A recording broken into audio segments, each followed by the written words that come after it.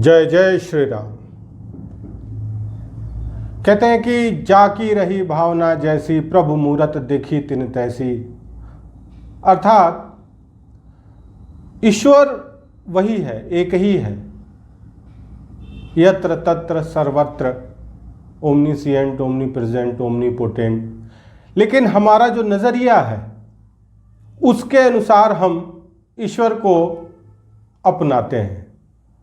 कोई शत्रु मानता है, कोई मित्र मानता है, कोई पुत्र मानता है, कोई पिता मानता है, कोई पति मानता है, कोई प्रेमी मानता है। आज हम बात कर रहे हैं राम जन्मभूमि अयोध्या।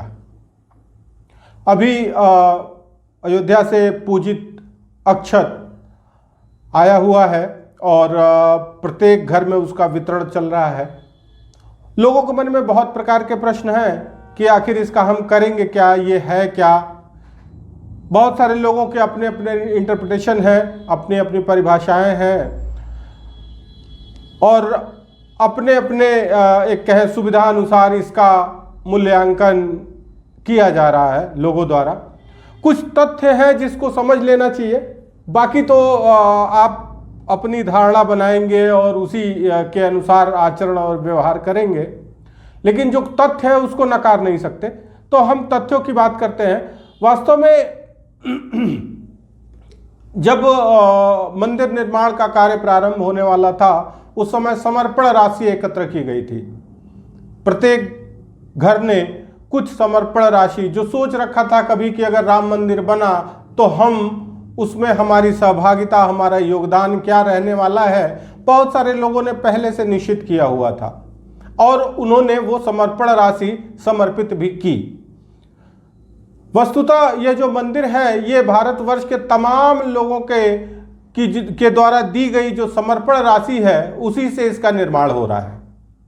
अब चूंकि सबकी सहभागिता है उसमें, तो वास्तव में सबका अधिकार भी है उस पर, सब हिस्सेदार हैं उसके। और प्रभु श्री राम सबके आराध्य हैं, आदि पिता हैं, इसमें कोई संदेह नहीं है। तो अब चूंकि सबकी सहभागिता है इसलिए सबको निमंत्रण के रूप में ये अक्षत और पत्रक भेजे जा रहे हैं। वास्तव में ये हमारी बड़ी पुरानी परंपरा है। जब प्रिंटिंग नहीं था और इनविटेशन कार्ड नहीं छपते थे तो पीले चावल जो वस्तुतः हल्दी में रंगे हुए हों वो भेजे जाते थे। इवन हल्दी भी भेजी जाती थी जो एक प्रकार का निमंत्रण के रूप में उसको लिया जाता था। पहली बात तो यह है। दूसरी चीज, पूजित अक्षत। कुछ लोगों का कहना है इसका करना क्या है। देखिए, हमारे जीवन में कुछ तो न्यूट्रल वस्तुएं होती हैं जो हमारी रोजमर्रा की आवश्यकता की वस्तुएं होती हैं, उनके बारे में हमारा कुछ नेगेटिव या पॉजिटिव थॉट नहीं होता है। जो हमारे उपयोग की, उपभोग की वस्तुएं हैं उनको हम ग्रहण करते हैं। इसके अतिरिक्त दो प्रकार की और चीजें होती हैं जिसे हम सैक्रेड और प्रोफेन बोलते हैं, पवित्र और अपवित्र। अपवित्र वो होता है जिससे हम खुद को दूर रखते हैं और पवित्र वो होता है जिसे हम सबसे दूर रखते हैं। तो वास्तव में ये जो पूजित अक्षत है ये पवित्र। अब पवित्र के साथ आप क्या व्यवहार करते हैं? आप उदाहरण के तौर पे ले सकते हैं कि भाई आप मंदिर घर में बनाए हुए हैं, उसमें ईश्वर की तस्वीर रखे हैं। कल्पित तो है, मान सकते हैं कि वो तस्वीरें हैं, लेकिन आपने उनको प्रभु के रूप में स्वीकार किया है। इवन हमारी परंपरा तो ऐसी है कि हम एक पत्थर रख के और संकल्प कर लेते हैं कि ये ईश्वर है, और वो ईश्वर है। जिसने संकल्प लिया है उसके लिए वही ईश्वर है। तो कहने का तात्पर्य यह है कि आप पवित्रतम जो वस्तुएं हैं या जो सबसे पवित्र जिसको मानते हैं उसको किस स्थान पे रखते हैं, वहीं पे ये पूजित अक्षत रखे जाने हैं। क्योंकि जीवन में, आपके जीवन में, हमारे जीवन में ये क्षण रोज रोज नहीं आता। हम बड़े भाग्यशाली हैं कि हमारे जीवन में एक इस प्रकार का ऐतिहासिक क्षण आया हुआ है। और सही बताऊं तो अभी तो खैर काफी जीवन बाकी है। अगर वृद्धावस्था में हम अपने आने वाली जनरेशन्स को हमारे पास सुनाने के लिए इतनी कहानियां होंगी कि वो आराम से कट जाएगा।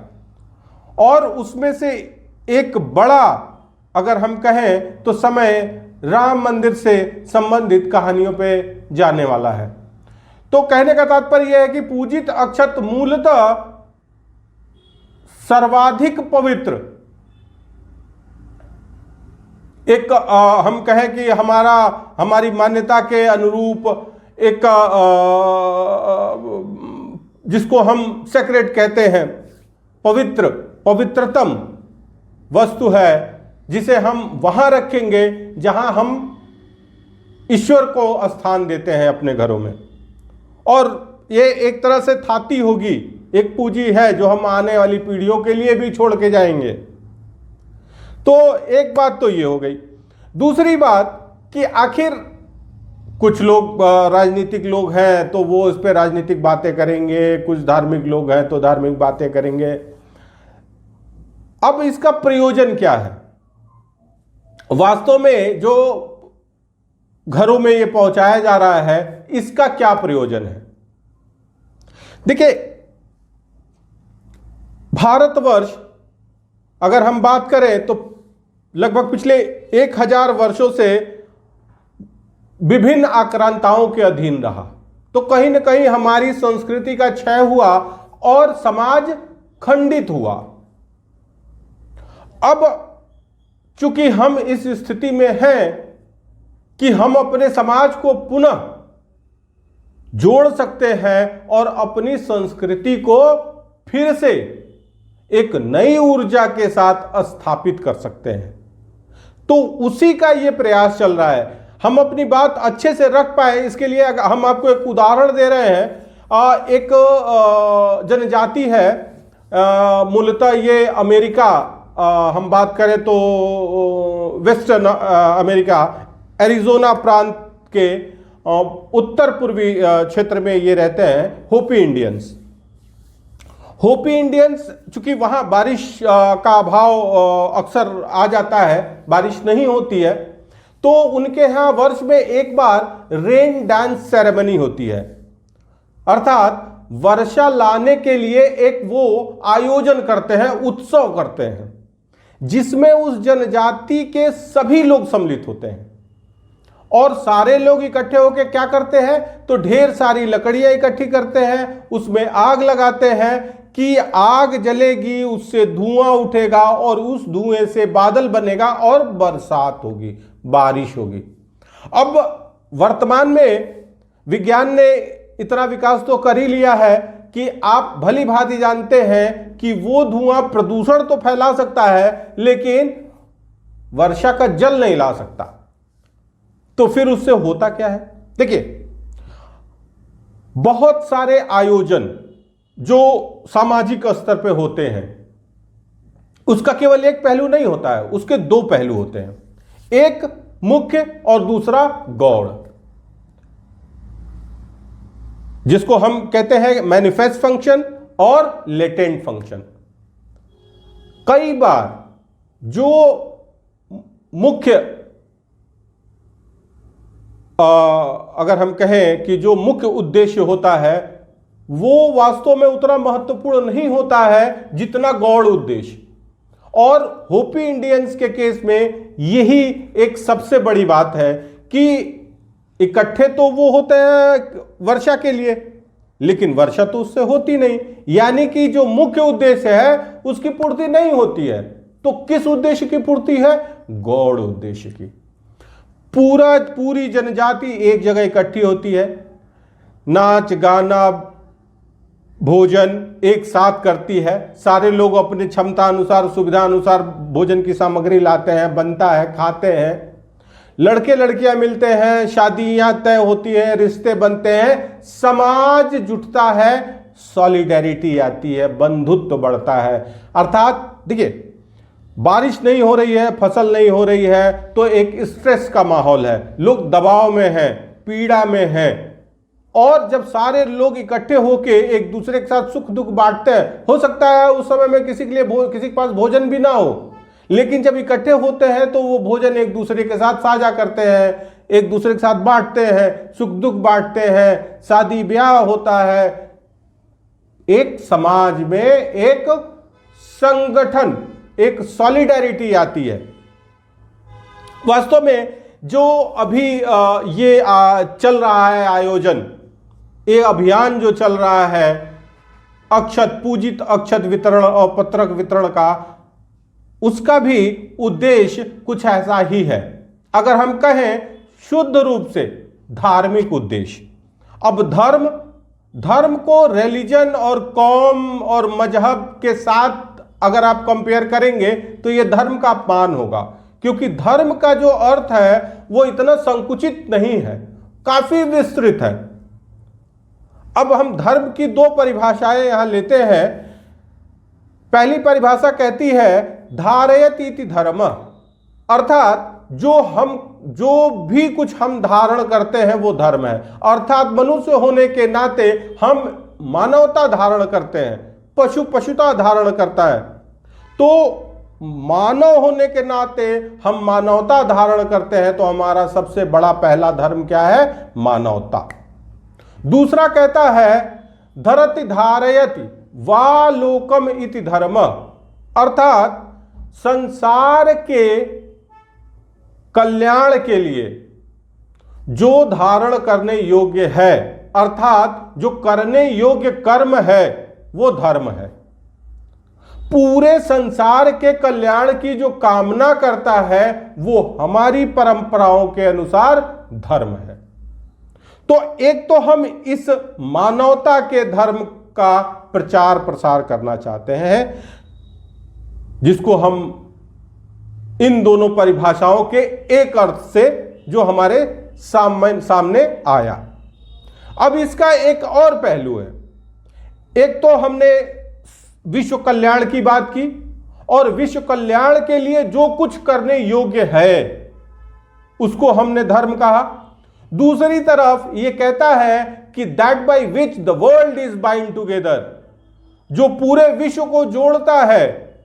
हम केवल कुछ लोगों को जोड़ने की बात नहीं करते, कुछ विशेष प्रकार के लोग जो बातें करते हैं, समीकरण बनाते हैं, इक्वेशंस फॉर्म करते हैं, वो हमारी विचारधारा, हमारी जो वैदिक विचारधारा है, हमारी जो सनातन संस्कृति है, वो कभी भी फ्रेगमेंटेशन के पक्ष में, यानी कि विघटित समाज के पक्ष में कभी नहीं रही है। जब भी बात होती है वसुधैव कुटुंबकम की बात ही करते रहे हैं और आज भी हम वही कर रहे हैं। ये जो प्रभु श्री राम है, भगवान श्री राम है, ये संगठन या हम कहें इंटीग्रेशन के प्रतीक है।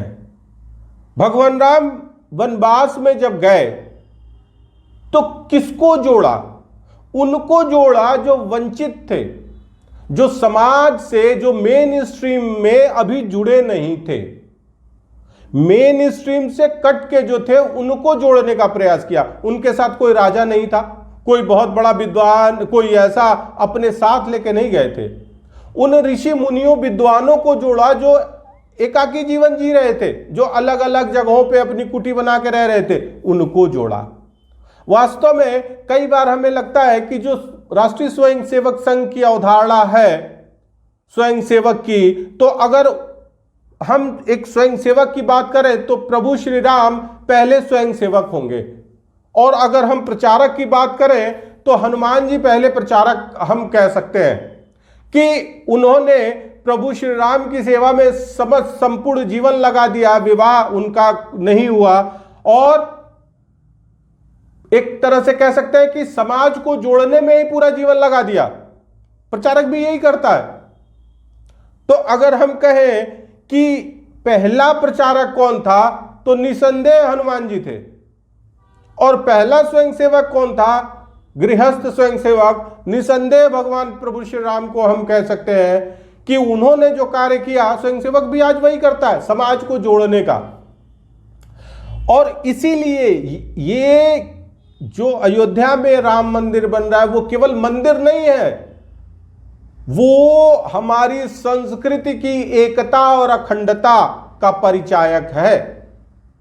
ये जो अक्षत आपके घरों में जा रहा है वो आपके यहां भी जा रहा है, हमारे यहां भी जा रहा है, उनके यहां भी जा रहा है, उनके यहां, अर्थात समाज के प्रत्येक व्यक्ति में ये एक प्रकार का हम कहें तो एक चेन है, एक धागा है, जिसमें हम पुष्प की भांति गूंथे जा रहे हैं ताकि एक सुंदर माला तैयार हो सके, जिसको हम अपने आराध्य के श्री चरणों में समर्पित कर सके।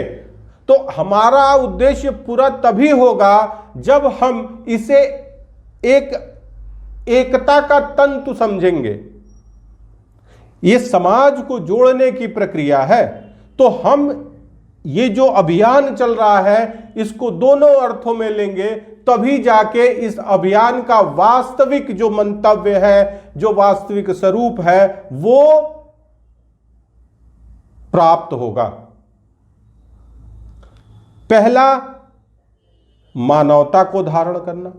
विश्व कल्याण के लिए जो धारण करने योग्य है सर्वाधिक मानवता ही है, जाहिर सी बात है।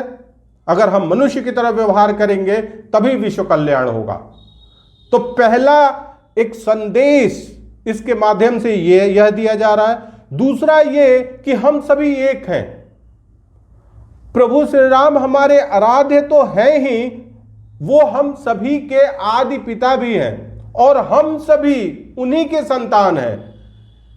ये अलग अलग जाति और ये जो व्यवस्था बाद में कुछ लालची लोगों ने अपने हित में बनाई, वो एक तरह का छलावा है, मिथक है।